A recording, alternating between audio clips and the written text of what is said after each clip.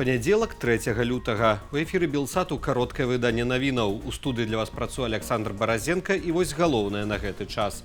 Лукашэнкаўская ЦВК на сённяшнім паседжанні зацвердзіла вынікі так званых выбараў прэзідэнта. Лічбы, агучаныя ЦВК раней, не зазналі ніякіх зменаў. Дыктатар быццам бы перамог з вынікам 86,82 галасоў. Найбольшае падтрыманне Лукашенка быццам бы меў у жыхароў Магілёўшчыны, амаль 93%. Найменшае ў сталіцы. Там ЦВК намалявала яму сціплыя 79,5%. Беларускае войска пачало чарговае правяранне боегатовасці, паведамляе прэсавая служба Міністэрства абароны. Адказным за мерапрыемствы прызначылі кіраўніка Генштабу ўзброеных сілаў, першага намесніка міністра абароны Паўла Муравейку.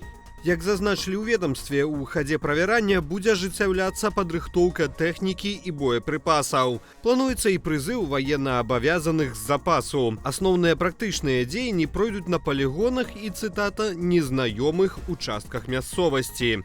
Одна из особенностей данной проверки – апробация новых способов поддержки действий сухопутных войск разведывательными и ударными беспилотными авиационными комплексами. У хадзе правярання таксама плануюць актыўна выкарыстоўваць сродкі радыёлакацыйнай барацьбы. У сувязі з перасоўваннем вайсковай тэхнікі на трасах магчымыя абмежаванні руху грамадзянскага транспарту, папярэдзілі ў Мінабароны.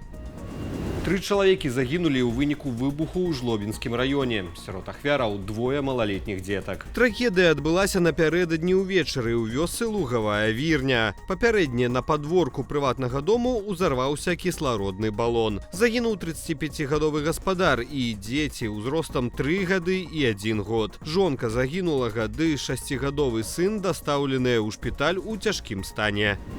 Улады Латвіі плануюць увесці абмежаванні на прыём заяваў на візы ад грамадзянаў Беларусі і Расіі. Паводле інфармацыі выдання Дэлфі, адпаведны дакумент ужо падрыхтавала латышская МЗС. Новы законапраект строга вызначыць катэгорыі грамадзянаў Расіі, якім можна будзе падавацца на візу ды перасякаць латышскую мяжу. Усе астатнія такой мажлівасці будуць пазбаўленыя. У дачыненні грамадзянаў Беларусі будзе вызначаны парадак прыёму візавых заявак, аднак уводзіць абмежаванні на ўезд для беларусаў не плануюць.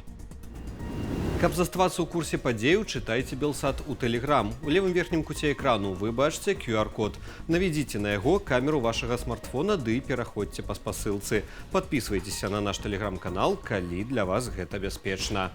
Больш за 70 беспілотнікаў цягам ночы скіравалі расійскія войскі на гарады ўкраіны. Пра гэта паведамляе Генштаб ЗСУ. Збіць удалося 35 дронаў, яшчэ 28 былі лакацыйна страчаныя.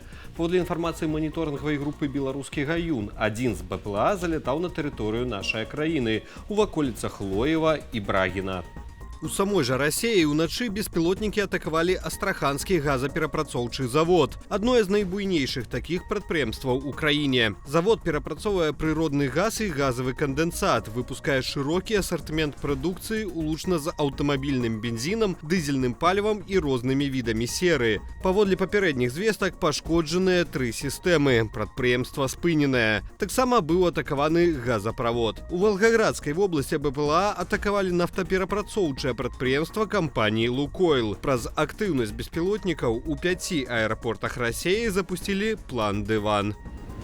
Моцны выбух прагрымеў у маскоўскім жылым комплексе «Алыя паруса». Загінулі прынамсі 2 чалавекі, яшчэ 4 параненыя.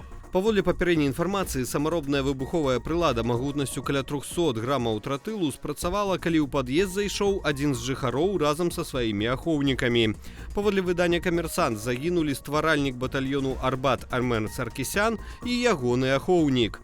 До 2014 года Саркісян быў болей вядомы як крымінальны аўтарытэт Армен Горлаўскі. Уваходзіў у блізкае кола былога прэзідэнта Украіны Віктара Януковіча. З траўня 14-га Саркісян застаецца ў міжнародным вышуку. Паводле звестак СБУ, пасля пачатку паўнамаштабнага расійскага ўварвання ва Ўкраіну, ФСБ зрабіла Саркісяна так званым смотрящим за турмамі на акупаваных тэрыторыях Донбасу, адкуль той вербаваў крымінальнікаў у свой батальён.